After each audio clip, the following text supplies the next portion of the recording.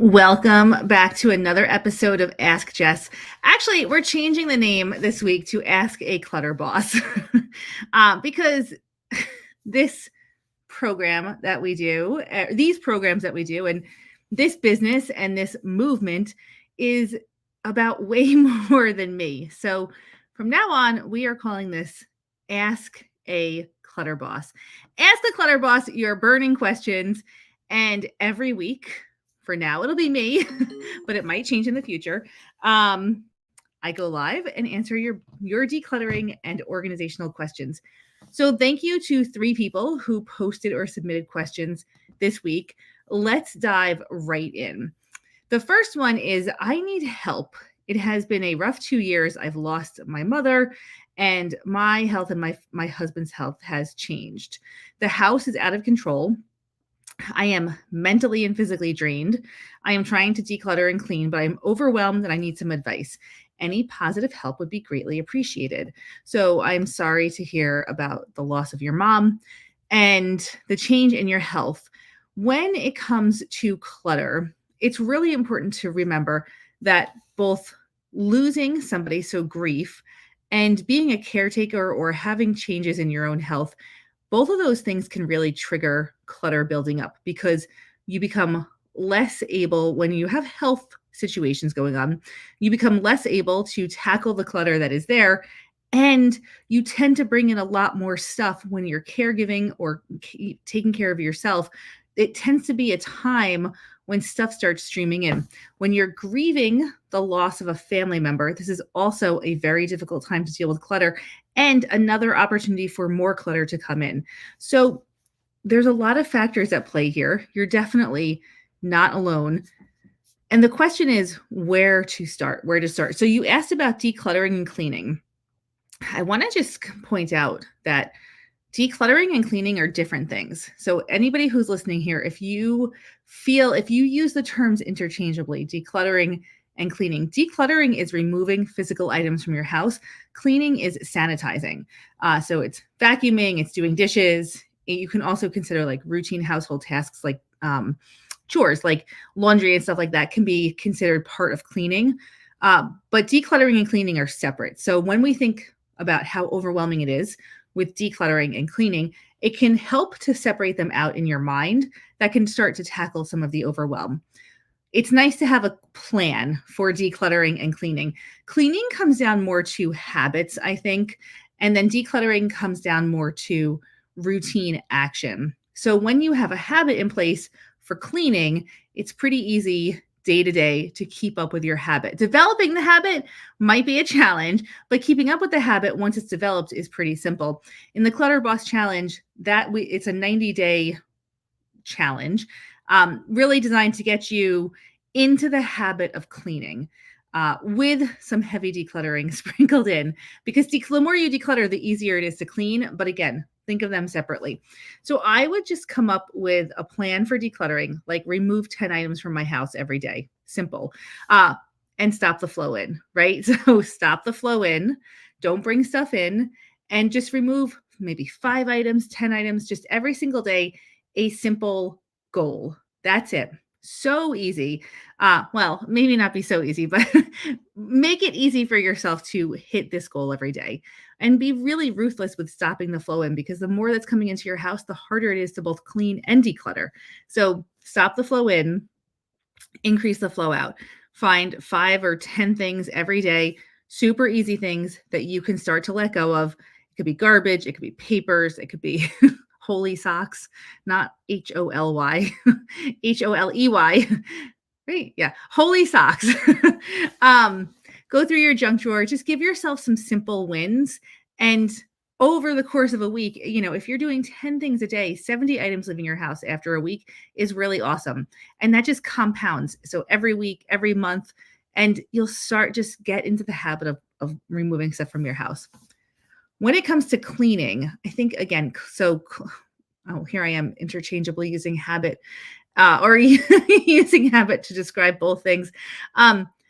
What can you do to set yourself up for success with cleaning? The number one thing that I have found that has been the most helpful for me and many people that I work with is to front load your day. So if you're trying to stay on top of your house and clean, first of all, cleaning should be happening frequently. If you have a once a week plan to clean your house, I think that that's not going to work as well as a daily cleaning habit. Um, Anytime you're scheduling yourself to do something just once a week, if you miss that day, you're now backed up 2 weeks. But if you put yourself on a daily schedule for cleaning and you miss one day, you're just behind one day. It makes a massive difference. So, front loading your day means doing the things that you keep putting off, but that really will help you move forward first before anything else. Well, maybe not before coffee, but right after coffee, if you drink coffee, go into your top 3 tasks for the day. Maybe it's doing the dishes, doing laundry, and cleaning, like sanitizing one area, like a bathroom. 3 things that you can do every single day that will make a massive, massive difference. And if you get into the habit of doing it every day and doing it first, you've already won. You've already won that day. You will see such a difference in your house. I am a huge believer in daily recurring tasks. Laundry. We do laundry here every single day. I know that not everybody has access to laundry, and doing it, if you don't have access to laundry, maybe doing it every single day is not the best plan for you. But just think about how frequently can I do something and do it as frequently as possible. I also hear a lot, I don't want to do dishes every day because my dishwasher isn't full. I don't want to do laundry every day because I want to run a full load. Okay. This is not the 1960s. Our appliances are extremely water efficient. They're energy efficient. And it is way easier to manage your household if you're doing things every day. If you run a small load of laundry, all new washers will sense the size of your load and adjust to that. They adjust the time of the cycle. You end up saving water and electricity and staying on top of your laundry if you do it every day. And the same thing with dishes. Don't wait for a full dishwasher to run a load, because a lot of times when you wait, you end up with an too big of a load, right? So just get onto a routine of doing it, like put it on a schedule, and then it just gets done every single day. Thank you, Facebook user. I appreciate the nice words over there. So it's a slightly controversial opinion, but it is what works best for me. And I've decided in 2024, I'm just sharing all of my slightly and very controversial opinions more and more and more. If you want to manage your household today in 2024, when we have so much crap going on all around us, we need to set ourselves up for success, prioritize our sanity. And if that means running your dishwasher every day, regardless of whether it's full or not, you run your dishwasher every day. Take action, take control. This is the one thing we can control, right? Inside our homes. Take action. Yes. I love that, Emily. I even rerun the dishwasher if they don't come clean rather than wash by hand. Exactly. Because we have to make our lives easier for ourselves, because we have so much else going on outside of, we just have so much else going on. Kids, family members, caretakers. Make your life as easy as possible for you. Okay. I hope I hope that is helpful. And let's go on to the next question here. We're actually going to end with the next one. Let's start with this third one, because we have a pretty long one, which is really a great question. So let's do the shorter one first. As I declutter and reorganize, I struggle with remembering where I put what. I have a lot of closets and cabinets to choose from. Does anyone keep a journal of where things are in their home? If so, how do you organize the journal? Or maybe you put a sign on the inside of the cabinet or closet that says what's in there. Open to ideas. Okay. So in general, we want to make things as easy as possible when we're decluttering and organizing. First off, when you're thinking about where or what items to put together and where to put them, I want you to really just get very confident with going with your gut. Go with your gut. If your gut says that these 2 items go together, then store them together. Your organizational categories are unique to you and to your family, right? So the classic example that I always give is I had a client who had a bunch.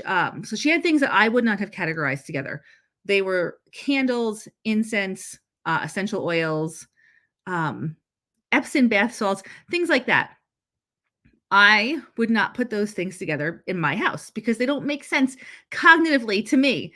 But in this client's home, these were her self care items. That was like how she categorized them as self care items. And it made total sense to her. So if she were going to take a bath, for example, she would look for those essential oils and candles and make it a really nice experience. It was one category for her. I have my candles in one spot. I have essential oil someplace else. Um, you know, I don't think about it that way. How do you think about your stuff? Ask yourself if you hold up an item, okay? Like here, this is just the only item I have right here is a straw. What would I put my straws with? So I think I use my straws with water bottles and mason jars, which I also use as water bottles. So I store my water bottles and mason jars and straws pretty close to each other because they're a collection. Now, maybe your straws, if you have straws in your house, are for your kids. So maybe they go with your kids' stuff. Or maybe you don't have straws because apparently somebody recently told me they cause wrinkles around your lips, which I don't care about.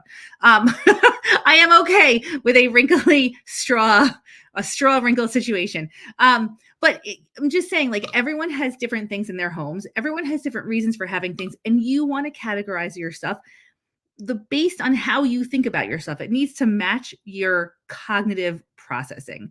So first and foremost, when you're trying to figure out where things go and what things go together, like with like, right? And your like is going to be unique to you. And then once you have your like with like together, you can see how big of a collection you have. How much volume does this collection take? What size box does this fill? What size space does this fill? Then you can kind of start to match your storage with the size that you have to store. So in your bathroom, if you have bathroom items and one collection is I'm trying to think about one collection is cosmetics. How big is your cosmetics collection? What size does that then fit in your storage? Okay. But if you forget where you're putting stuff, I think the easiest thing to do, don't keep a journal because that's like a multi-step process. You have to remember to write down what you've stored together in a journal each time that you store something. You have to remember where your journal is. You have to remember to look for your journal to like figure out where you put stuff. What we do, and because I reorganize pretty frequently around here because that's, collections grow, collections shrink, life changes. So that's kind of what, after you're done decluttering, you're basically in reorganization / declutter mode for the rest of your life, which is a good thing. This is a good thing. It means that you're alive, you're well, things are, you're still breathing. It's good to be decluttering and organizing forever. It's a sign of life. So that's a positive. And of course, after you declutter your whole house, you've learned a lot. So you're not keeping clutter now. You're not going backwards, but you're not bringing stuff in for the rest of your life. So anyway, was a side note. When I reorganize stuff, I just put a sticky note on the cabinet that says what's there or on the container or on the whatever. And then my family knows this is what goes here. Sticky notes. By the time the sticky note falls off, gets less sticky, you probably have been, you probably know where it is by now, right? So that's kind of like the timeline for remembering where stuff is. How long the sticky note it remains sticky. You have learned then where things are. And it helps your family then also know where to put things away. So if you're organizing for your whole house and other people are helping put stuff away, which I hope is the case, it helps them know where to put things away. So, okay, that's my answer to that question. Make it as easy as possible. Make it obvious. Sticky note right there. And like with like. So, Dana, I've been looking for someone to help you declutter and organize. Give us a little more information. Okay, so the last question is pretty long.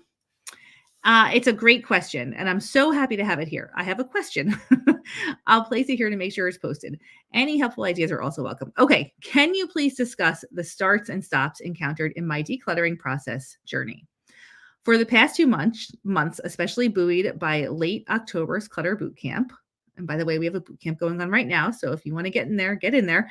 Watching my podcast, reading posts and books about decluttering, and participating in this community, I was doing fantastic, better than I have in years. I got things accomplished that I didn't think possible and was excited and energized.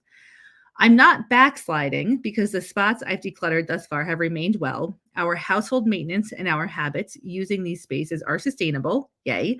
So life's better. But the forward momentum I was so jazzed about that I expected to just continue seems to have slowed way down. Is this normal?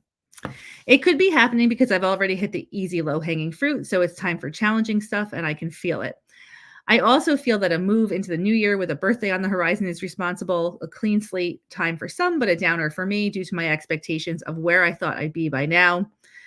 And what yet awaits, self-imposed pressure. Yep, it's difficult, that's for sure. Also, I may be drained from the holidays, although relatively slow. They were a change in routine with various seasonal demands, and I've also added activities to address health concerns. Yep, holidays make us tired, even if they're a positive experience. And I may still be tired from the decluttering I've done so far. I want my momentum to continue. I'm still trying. In fact, I took stuff out to the donations the last day of the year, including a few tough items in there, but it all just generally feels tough right now. I'm super goal oriented, but my wheels are spinning or I'm being a bit of a slug. No, you're not. We probably all run into these walls, lulls, and of course need recharge breaks. I've had them before, but not after so much progress. But I don't want my new normal, which was definitely becoming that, to stop or for weeks, months, or longer times pass before I reach my success point. So, is this experience normal? How does a person reset after having big wins and then hitting a wall? How do you tackle the hard stuff? How do you get back on the declutter train? And I apologize for this long question. It's a great question. No apologizing. No apologizing. There's a couple of things at force here. So we can expect a decluttering journey to go like this, right? There's highs and there's lows. When you have the motivation, ride that motivation. But motivation is fickle and we cannot rely on it being there all the time. That's when routine action can be really helpful. One of my things that I say a lot is our motivation is often on vacation together in the Bahamas. It's there. We're here. So we can't rely on motivation. We have to create motivation with action. We have to ask motivation to come home by taking action. That being said, and I do believe that that's really helpful. And if you need to re-rail after a derail and you don't have the motivation, action will definitely help. But that being said, when it comes to decluttering, there's a lot of things going on. It is not just removing stuff from your house. It is also learning how to interact in a new space, learning how to process the emotions or sitting with the emotions of decluttering, learning how to be this newer version of yourself that has a more decluttered life. Your identity is somewhat transitioning. There's so many things that are going on. You're embracing new mindsets. I mean, even just think about interacting with your space. So when we have clutter, we get used to certain movement patterns. In the dark with clutter, we can typically find our way from our bed to the bathroom, even if it involves going around boxes, stepping over things. It's not a straight line, right? It's kind of like a little path. And you have that body movement pattern imprinted in you because you've learned how to navigate that space with the clutter there.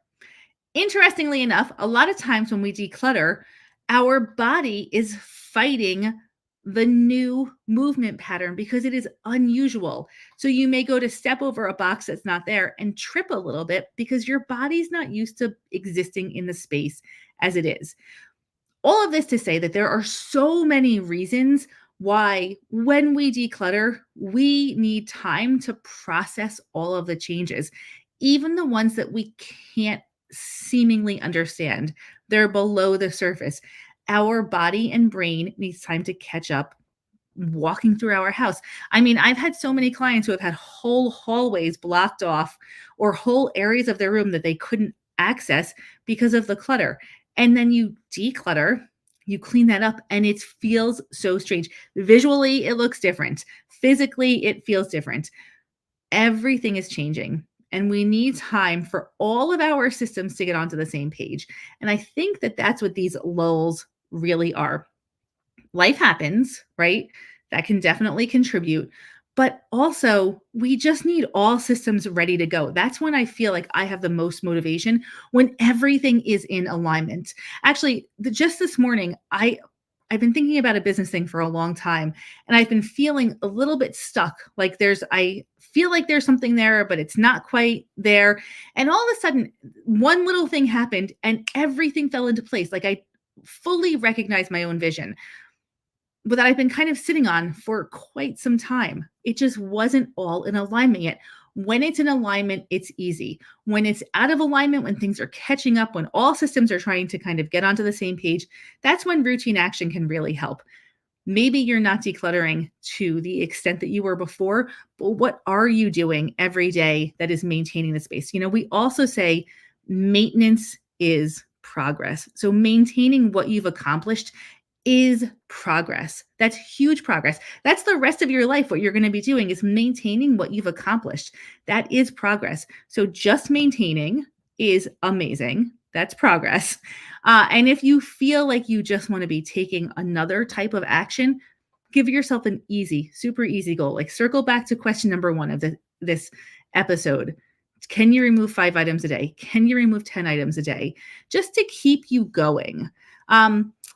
When you're also really stuck after a period of inactivity and you feel like you've gone off the tracks, derailed, one thing that we like to do is figure out how to re-rail. How do we get back on the tracks? And one way that we can support that is with accountability. So whether that's posting into our free It's All Clutter group, whether it's reaching out to a coach that you're working with in one of our programs, whether it's calling a friend or a family member and saying, this is my plan, can you help me be accountable? I find external accountability is what helps most people. Very few of us, I think, are really intrinsically motivated always, right? But external accountability seems to help the most people the most amount of times. Find that external accountability, stick to an easy plan. And once all of your systems are in alignment, things are going to start moving forward really easily.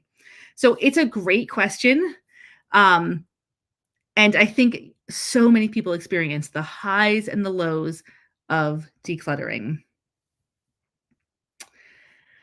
All right. Dana, if you're looking for somebody to help you declutter, reach out to one of our coaches, reach out to our support team. Right now, we have a clutter bootcamp going on. Clutter bootcamp is the absolute best place to start decluttering. It just started yesterday, so you've only missed one day and you can watch the replay really easily. To anybody who's watching, if you've never done a clutter bootcamp, we hold them every 6 weeks. They're the starting point for all of your decluttering. Boot camp is very different than what you think it's going to be like. It's very motivating, but it teaches you a different way to think about your stuff, interact with your stuff, and gives you actual things that you can do to start moving forward. We're not going to lie to you and say you can declutter your house in a week. You can't. That is impossible. This is not television, right? We're going to be really, really realistic and honest with you, but also help you get through these little sticking points that come up all the time, and give you a pathway for success. So start with Clutter Bootcamp. Yes, Lynn's in boot camp right now. Start with Clutter Bootcamp. It's happening right now. I would say don't wait 6 weeks. I would say in general, don't wait to start decluttering. Don't wait to start anything that's going to improve your life. The longer you wait, the harder it is. One of our coaches, Marie, who is the program coordinator for Clutter Boss Basics, Marie started her decluttering journey in May of 2020. And I love this, what she says. She started decluttering a box a day from her house. And she has continued to do that since May of 2020. Every single day, one banker's box full of stuff has left her house. She has a strategy around how she does it, and she talks about it more on coaching calls and stuff like that and in boot camp. So now she's over 1,000 boxes into this. And she says a couple of things that are really interesting. Number one, she says if she had known that she would still be doing a box a day this long, she probably wouldn't have started because it would have felt overwhelming and depressing. But she also says, I'm so glad that I started when I did, because if I hadn't started decluttering a box a day, when I started, I would have continued to be bringing in that much stuff and I would have so much more to declutter now. There is just no reason ever to wait to start something that is going to improve your life. I know this so well in my own life, from my own personal struggles, and from everyone that we work with. We are our own worst enemies. We know what to do. We stand in our own ways. We make up excuses. We tell ourselves stories. But the truth is, if you want to start changing your life, if you want to start decluttering, if you want X, Y, or Z, the time to start is right now, immediately. It's not tomorrow. It's not 6 weeks from now. It's not when the time is right, because the time is never, ever, ever right. So start now. Start now. Call yourself out on your excuses. Say, I need some help and support. Stand up for yourself. Fight for yourself. Take any energy that you're expending fighting against yourself and fight for yourself. There's another little phrase that's out there. I'm going to stop talking after this. You guys, I'm on a roll right now. There's another little phrase that I see all the time. Choose your hard. Choose your hard means that no matter what choice you make, there are consequences to that choice that feel difficult. If you choose to declutter, yeah, it's hard. It's really hard. There's a lot of parts of it that suck, right? You have to go down this whole like emotional road. You have to let go of things that you spent money on. It's freaking hard. But you know what? Choosing not to declutter is also hard, because 6 weeks from now, 6 months from now, you're going to be facing the same issues, the same things that you're telling yourself. You're going to be looking at more clutter and you're going to be in the same position. And it is hard. It's hard to live with clutter. It's hard to declutter. You have to make the choice and take all of that energy that you're spending staying where you are and fight for yourself. Choose your hard. Choose your hard, because there's different outcomes depending on what path you walk down. Okay. That's all. I am going to stop talking now. Thank you so much. We have a lot of people watching. I really appreciate you tuning in. The next Ask a Clutter Boss will be same time, same place next week. So 11:30 Eastern Standard Time. Wherever you're watching this, you'll be able to watch it again. And if you are just tuning in now, as soon as this is over, you can click on it and it'll restart. So all of the previous Ask a Clutter Boss, Ask Jess, Ask a Clutter Boss, they're all somewhere in this, in here. They're also on my YouTube channel. So you can head over there and watch over there. And if you're not in boot camp, this is your nudge. Go join boot camp. Fight for yourself. It sounds hard. It's not. I promise.